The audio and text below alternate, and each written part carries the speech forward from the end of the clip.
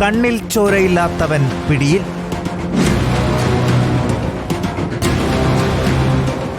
തിരുവനന്തപുരം നാവായിക്കുളം കൈപ്പോത്തുകോണത്ത് ഭാര്യയെ തലയ്ക്കടിച്ചു വീഴ്ത്തിയ ശേഷം മണ്ണെണ്ണയൊഴിച്ച് തീ കൊളുത്തിയ സംഭവത്തിൽ പ്രതിയായ ഭർത്താവിനെ പോലീസ് അറസ്റ്റ് ചെയ്തിരിക്കുകയാണ്.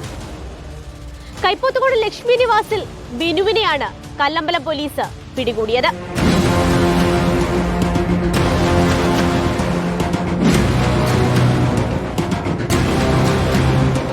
കഴിഞ്ഞ ദിവസമാണ് അതിക്രൂരമായ ആ സംഭവം നടന്നത്. നിർമ്മാണ തൊഴിലാളിയായ ബിനു ഭാര്യ മുനീശ്വരിയെ ആദ്യം ചുറ്റിക കൊണ്ട് തലയ്ക്കടിച്ചു വീഴ്ത്തുന്നു. ശേഷം മണ്ണെണ്ണയൊഴിച്ച് തീ കൊളുത്തി. ഇരുവരും തമ്മിൽ വഴക്കുണ്ടാകുന്നത് പതിവായിരുന്നുവെന്നാണ് പ്രദേശവാസികളും ബന്ധുക്കളും ഒക്കെ പറയുന്നത്.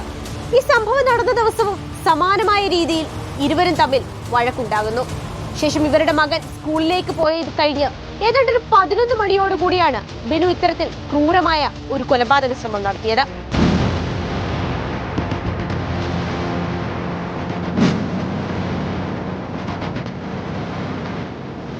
ദേഹമാസകലം പൊള്ളലേറ്റ മുനീശ്വരിയെ പ്രദേശവാസികളായ ആളുകളാണ് അന്ന് ആശുപത്രിയിൽ എത്തിച്ചത്.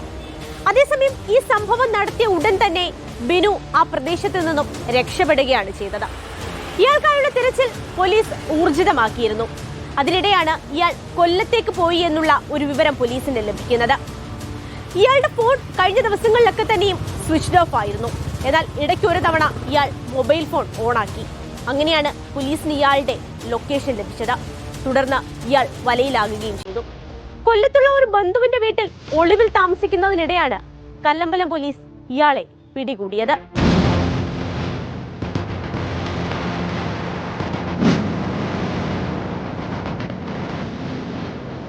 ദേഹമാസകലം പൊള്ളലേറ്റ മുനീശ്വരി ഇപ്പോഴും തിരുവനന്തപുരം മെഡിക്കൽ കോളേജ് ആശുപത്രിയിൽ ചികിത്സയിൽ കഴിയുകയാണ്.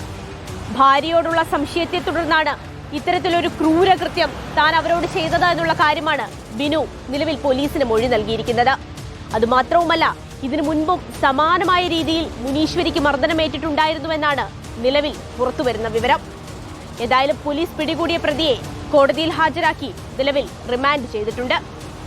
വീഡിയോ ജേർണലിസ്റ്റ് ദിനേശ് ജോസിനൊപ്പം reporter Swanthana Saju, in reporter, Thiruvananthapuram.